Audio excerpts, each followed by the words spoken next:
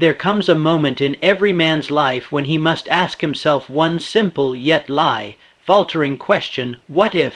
God has already chosen me. What if the divine plan is not waiting to begin, but already unfolding through you?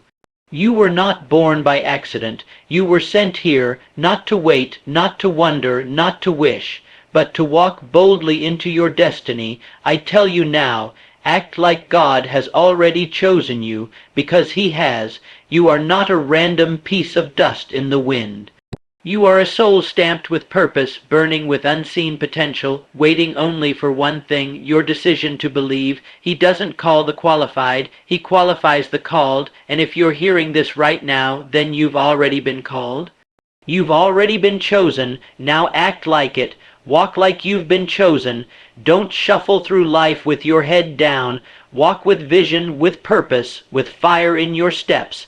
The man who knows he's been chosen doesn't beg for opportunities. He creates them. He doesn't wait for doors to open. He kicks them down with faith. When the world says you're not ready, you say, I was born ready. When they say it's impossible, you say nothing is impossible for the one who walks with purpose. You weren't chosen to play it safe. You were chosen to move mountains. Speak like you've been chosen. Speak with authority. Speak with power. Speak words that build, not break. Your tongue is the steering wheel of your destiny, so don't use it to talk doubt, weakness, or fear. Speak life, speak victory, speak truth as if the world depends on it, because it does. Your words are commands to the universe. Speak like every cell in your body is an extension of the divine. Speak like heaven is listening, because it is. Think like you've been chosen. Chosen minds do not entertain weakness. They do not sit around hoping. They plan, they build, they execute. They hold themselves to a higher standard, not because it's easy, but because it's expected. You must hold a mental image of yourself, already walking in your greatness. Picture the man or woman you were born to be, and refuse to settle for anything less. There is power in your mind. Think thoughts that attract greatness, that magnetize opportunities, that pull success into your orbit like gravity. Don't think like a victim. Don't think like a maybe. Think like a miracle in motion. Work like you've been chosen. Chosen people don't wait for the perfect moment. They work relentlessly in imperfect ones. They don't wait for motivation. They operate by discipline. They don't whine about conditions. They command their environment with effort. Let me remind you, you are the result of what you repeatedly do, and chosen people develop chosen habits. Wake up early, study relentlessly, act decisively, refuse to stop. The world has enough talkers. Be a doer. The world has enough spectators. Be a warrior of work. Endure like you've been chosen. Life will test you, it must. The fire does not burn the gold. It reveals it. You will be challenged not because you are weak, but because you are being strengthened. When the storm comes, the chosen don't panic. They stand, they endure, they remind themselves this too was part of the plan. Pressure is proof of purpose, so don't run from the pain, use it. Don't curse the struggle. Learn from it. You are not being buried, you are being planted. Chosen ones grow through what others shrink from. Love like you've been chosen. Lift others as you rise. Extend your hand to those behind you. Speak light into their darkness. Be a builder of people, not a breaker of spirits. The world will know you were chosen, not just by how you succeed, but by how you serve. You do not need a crown to lead. You need a heart that beats for something greater than yourself. And finally, believe like you've been chosen. Believe when it's hard. Believe when no one else sees it. Believe when the odds are against you. The chosen don't wait for the conditions to be perfect. They move as if the victory is already guaranteed, and that is the difference. This is your moment. You've been prepared, you've been tested, and now you've been reminded. Act like God has already chosen you, because He has, and when you do, heaven and earth will move to meet you. There comes a time when a man must stop waiting for confirmation and begin walking in the certainty of his calling. That time is now. If you knew without a shadow of a doubt that God had already chosen you, how would you walk? How would you move through this world? Would you hesitate? Would you question your worth? Or would you stride forward with the confidence of a soul destined to shape the world? You see, the greatest tragedy is not that people lack talent or intelligence. It is that they walk as though they are still waiting to be approved by society, by their family, by the world, even by God Himself. But the truth is this: if you are alive, if your heart is beating, if the fire of desire burns within your chest, then you have already been chosen. Not chosen by man, but chosen by the source of all creation. You were not put here to walk timidly. You were not placed on this earth to crawl through life. You were designed to walk like one who carries a mission, a divine assignment. Every step you take should echo with the rhythm of purpose. Every movement should declare, I am not here by accident. I am here by design. When a man walks like he's been chosen, you can see it in his posture. His head is high, not out of arrogance, but out of alignment. His shoulders are back, not to show strength, but to carry responsibility. His eyes are fixed forward, not on distractions, but on destiny. The ground beneath him doesn't define his worth. He defines it by the way he moves across it. The man who believes he is chosen does not need applause to validate his journey. He does not wait for others to see what he already knows. He walks forward even when no one claps, even when no one agrees, even when no one understands, because his approval comes from something higher. And understand this: walking like you've been chosen is not about perfection. It is not about having everything figured out. It is not about never falling or never doubting. It is about making the decision to walk anyway, to move despite the fear, to take action when others freeze, to speak when silence seems safer. You are not here to blend in with the crowd. You are not here to walk the beaten path. You are here to blaze trails, to open doors, to make things happen. But that won't come by waiting for confirmation. It comes by walking in conviction, conviction that your life matters, conviction that your calling is real, conviction that you were built for something bigger than comfort and applause. The chosen don't move like the average man. They rise earlier, they think deeper, they speak less but mean more. They are not easily shaken by failure because they know that failure is not a denial, it is a refinement. If you walk like God has chosen you, you will not fold under pressure. You will rise in it. You will not seek escape. You will seek evolution. You will not be moved by opinions. You will be anchored in principles. It is the decision to walk with certainty that separates the leader from the follower, the creator from the complainer, the visionary from the victim. You must decide right now to stop walking like you're still waiting and start walking like your name has already been written in the book of purpose. This world does not reward the man who waits. It rewards the man who walks in faith, faith in the unseen, faith in the divine plan, faith in the whisper inside that says, you were made for more. And if you want the world to take notice, if you want doors to open, if you want mountains to move, then walk like you've already been chosen, because that energy shifts everything. It draws the right people. It commands respect. It creates momentum. The moment you begin to move like the chosen, the entire universe starts to rearrange in your favor. So I say to you, walk with power, walk with purpose. Walk with reverence for the gift of life you've been given. Don't walk like you're lost. Walk like you've been sent, because you have been. The man who has been chosen understands the sacred power of his words. He does not speak carelessly, nor does he waste his breath on complaints, doubt, or fear. He knows that every syllable he utters carries with it the vibration of creation or destruction, of life or death. If you are to walk as one who has already been chosen by God, then you must speak as one who has already been authorized by heaven. You see, the tongue is not a harmless tool. It is a steering wheel, a force that either sets you on the course to destiny or derails you into mediocrity. The man who has been chosen knows this, and so he treats his words with respect, with discipline, and with intention. When he speaks, there is no confusion in his tone, there is no hesitation in his voice. His words are direct, clear, and powerful, not because he is trying to impress the world, but because he is speaking from a place of knowing who he is, knowing where he's going, knowing who sent him.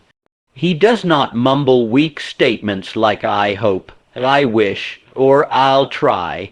No, the chosen man speaks in terms of certainty. "I will," "It is done," "I am." He understands that his voice carries authority in unseen realms. That when he speaks boldly, the universe takes notice. Circumstances begin to shift. People begin to respond. Resources begin to move, not because of the noise he makes, but because of the conviction behind every word. You were not given the ability to speak so that you could curse your own life. You were not given a voice so that you could talk yourself out of greatness. You were given that power so you could declare victory before it arrives. So you could speak things into existence before they manifest. The chosen understand this. They speak from vision, not from sight. When others speak of limitation, they speak of abundance. When others speak of defeat, they speak of dominion. When others speak of fear, they speak of faith. This kind of speaking is not a performance. It is not for show. It is a spiritual declaration. A man who walks in his calling commands his world with his words. He doesn't just speak about the mountain. He speaks to it, and when he does, the mountain moves. You cannot carry the voice of the divine and pollute it with bitterness, gossip, and negativity. You cannot be chosen and still speak like you are cursed. There must be a difference in your language. There must be fire in your tone, purpose in your speech, and truth in your declarations. Every time you say, "I can't," you lie. Every time you say, "I'm not enough," you contradict the very reason you were created. Every time you speak weakness, you forfeit strength. You must master your tongue if you are to master your life.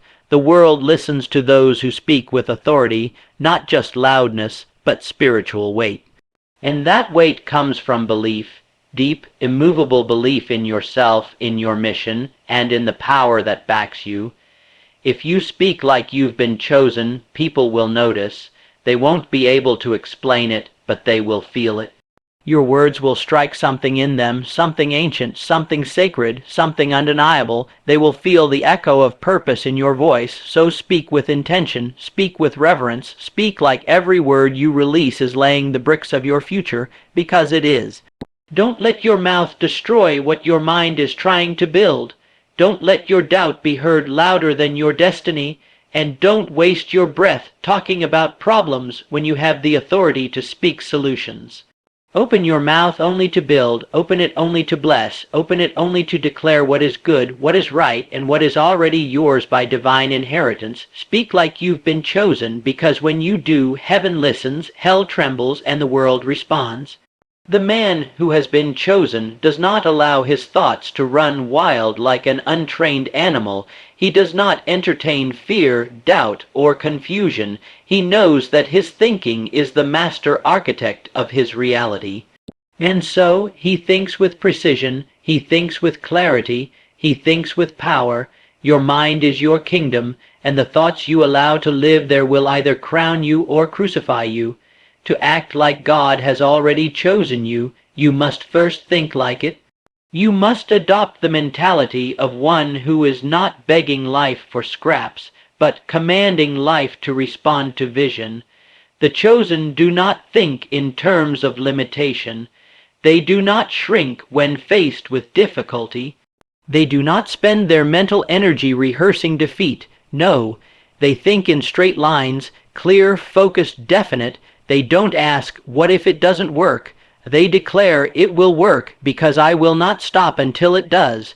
The world is full of men whose minds are ruled by fear. They worry, they hesitate, they overthink every step, waiting for the perfect conditions. But those who are chosen create the conditions. They shape the environment through the sheer force of their mental discipline.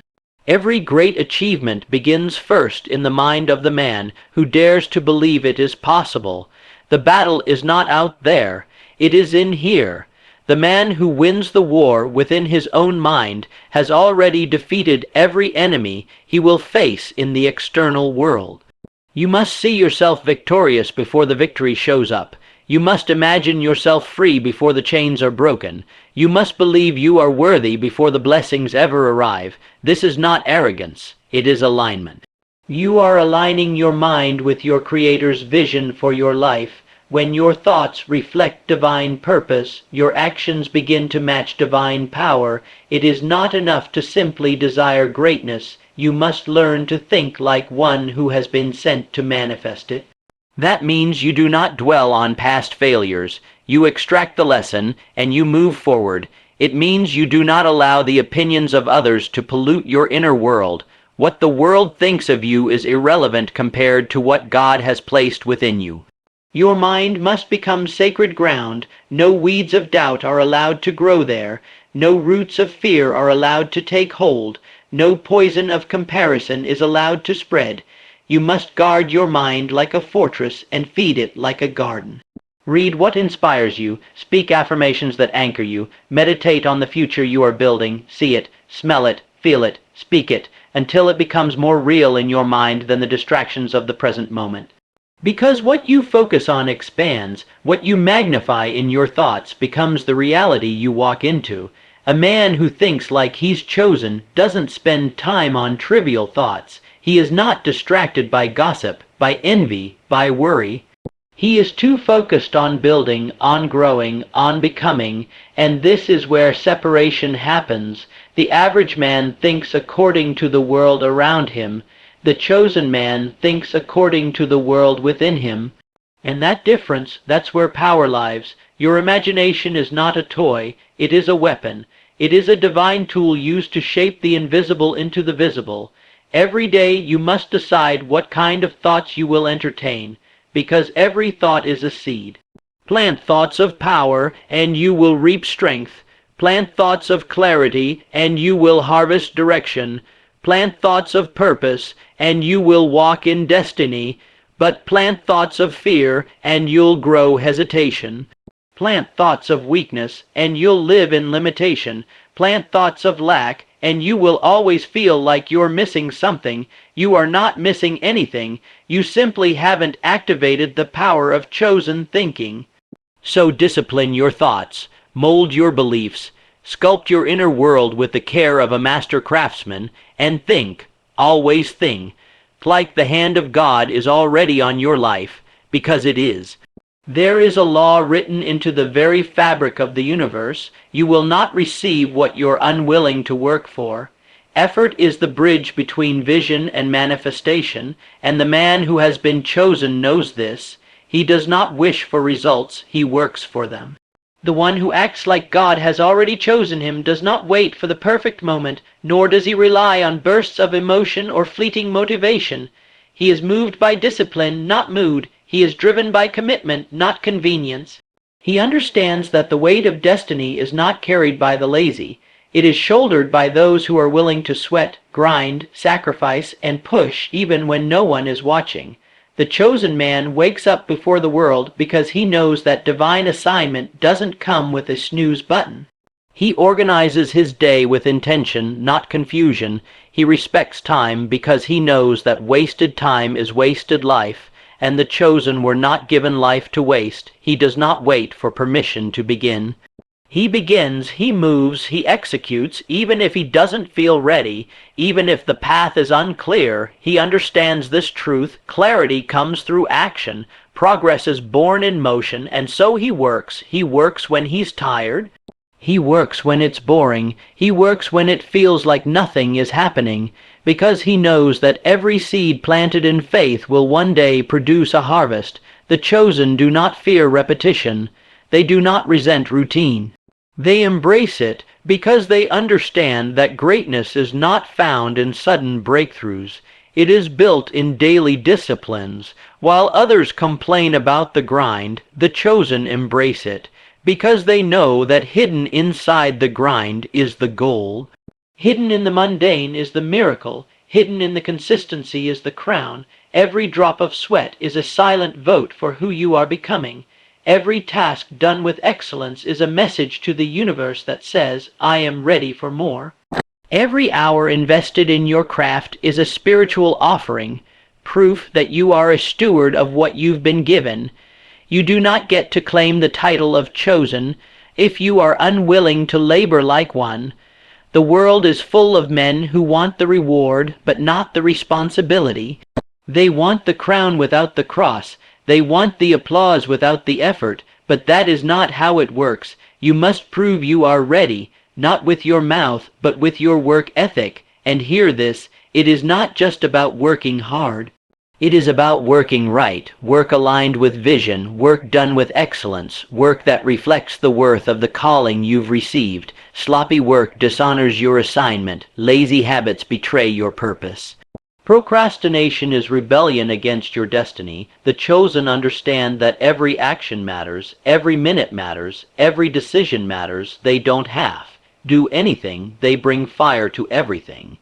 Whether they are building an empire or cleaning the floor, they do it with intensity, with integrity, and with intention, because they know how you do anything is how you do everything, and when obstacles show up, the chosen do not retreat.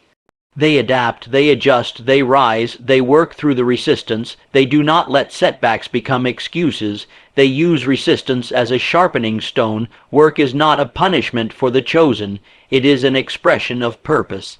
So if you say you've been called, prove it with your effort. If you say you've been chosen, back it up with your actions. Show the world what it means to be a man or woman of purpose. Let your work ethic speak so loudly that your name becomes synonymous with excellence.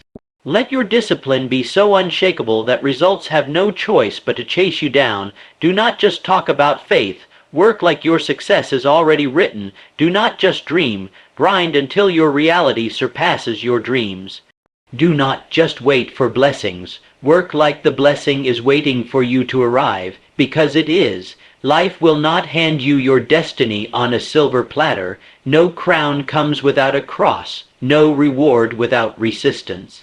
No anointing without adversity, and the man who understands he is chosen does not run from hardship. He walks straight into it with his head high and his spirit unshaken.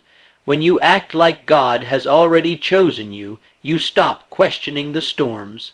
You stop asking, why is this happening to me? And start declaring, this is happening for me. The pain is not punishment, it's preparation. The chosen know this, and so they do not curse the pressure. They welcome it. The average man sees difficulty as a setback. The chosen man sees difficulty as a test, and like all tests, it reveals what's real. It separates the committed from the curious. It distinguishes those who are pretending from those who are possessed by purpose. You were not created for comfort. You were created to conquer, and there is no conquering without conflict. The muscles of your mind, the endurance of your spirit, the steel in your character, these are forged in fire. They are born in seasons of suffering, in late nights of doubt, in lonely stretches of silence when it feels like heaven has gone quiet. But understand this, silence is not absence, delay is not denial. And pain is not the enemy. The fire that surrounds you is not meant to burn you. It's meant to burn off what no longer belongs. It is there to refine, to focus, to reveal. The chosen do not break under pressure.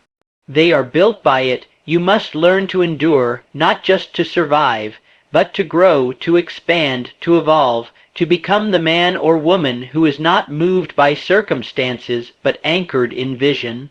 You must stretch your threshold for pain, because the size of your pain tolerance determines the size of your destiny. The greater your calling, the greater your testing. If your dream is to walk on oceans, you must be willing to face the storm. If your goal is to rise to heights others fear to climb, you must accept the cold winds that blow at the top. Pain is not proof that you're off course. It's often the greatest confirmation that you're right on time. You see, the enemy of your soul doesn't waste his energy attacking people who are doing nothing. The battle intensifies when you're close to the breakthrough. The pressure increases when you're stepping into a higher dimension of purpose. And that's when the chosen double down. They don't flinch, they don't fold, they dig deeper, they breathe through it, they look pain in the eye and say, "You will not break me, you will build me." The men and women who changed the world were not the ones who had it easy. They were the ones who got back up again and again, even when no one clapped, even when the path was dark, even when every part of them wanted to quit. Endurance is not simply a matter of surviving the storm. It's mastering your mind in the middle of it. It's remembering who you are when everything around you says you're not enough. It's holding onto the vision when all you have is fragments. Endurance is faith under pressure. Endurance is strength in stillness. Endurance is the evidence that you believe you are chosen, even when nothing looks like it. And make no mistake, your endurance will not go unrewarded. There is always treasure on the other side of the trial. There is always peace after the process, but only for those who keep going. So when the fire comes, and it will, don't run, walk through it, keep your eyes on the outcome, keep your heart in alignment. Let the tears fall if they must, but never let your feet stop moving forward. The storm will pass, the pain will subside, and when it does, you will emerge stronger, sharper, and more secure in who you were born to become. You have been chosen for something greater than ease. You have been chosen for endurance, and that endurance will prove what's inside you, not just to the world, but to yourself. So endure, endure with power. Endure with faith, endure like you already hold the victory, because you do. The world will know who you are not by what you say, but by how you serve. A man who has truly been chosen by something greater than himself, does not rise only for his own benefit. He rises to lift others. He does not seek glory for the sake of vanity, but to glorify the source from which his strength flows. If you are to act like God has already chosen you, then you must love like it. You must lead with compassion. You must carry the spirit of service in everything you do. There is a power that cannot be faked, a magnetic energy that surrounds a person who lives not just for self, but for something higher. It's in the way he listens. It's in the way he lifts others without asking what he'll get in return. It's in the way he speaks light into dark places and hope into broken people. Love is not weakness. Service is not submission. These are the greatest signs of strength. You cannot claim to be chosen while stepping over the suffering of others. You cannot walk in divine authority while ignoring the cries of the people around you. The true mark of someone who has been chosen is how they treat those who can do nothing for them in return. It is easy to shout purpose from the mountain top. It is harder to live it in the quiet moments when no one is watching, when it is just you, your decisions, and the weight of your integrity. The chosen are not those who merely talk about truth. They become living proof of it. They embody love in action, not just in words. When you walk into a room, your presence should be a blessing. Not because of your wealth, your status, or your charm, but because people can feel that your life is rooted in something sacred, that you are not driven by ego, but by mission. The greatest leaders are those who see themselves not as rulers, but as stewards. They understand that every gift they possess was given not just for their own benefit, but to be poured out for others. You must be willing to give without applause, to serve without needing recognition. To love even when it is not returned, because the chosen man knows he doesn't serve people to be seen by them. He serves because he was sent, and when you lead with love, something shifts. You gain influence that money cannot buy. You gain respect that titles cannot command. You begin to walk in a realm where hearts open, minds change, and lives are transformed, not because you demanded it, but because you demonstrated it. You cannot fake this kind of leadership. You cannot pretend to care and expect to create change. The heart does not lie. People feel your energy long before they hear your words, and the man who has love at the center of his being will never be forgotten. When your time on this earth is done, people won't remember how many things you owned. They will remember how you made them feel. They will remember the impact of your presence, the power of your words, the strength of your kindness. So I ask you, are you living for self, or are you living for significance? Are you building your life on selfish ambition, or are you building something that will outlast you? Every encounter you have is an opportunity to lead. Every conversation is a moment to love. Every action is a seed planted in eternity. The chosen do not love because it is convenient. They love because it is commanded by the higher call on their life. They do not pick and choose who is worthy.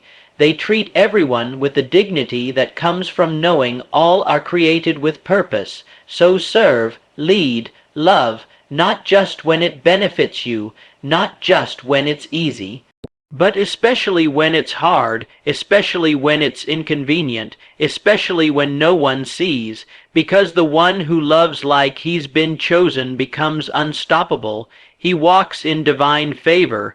He opens doors no man can shut. And he leaves behind a legacy not just of success, but of significance.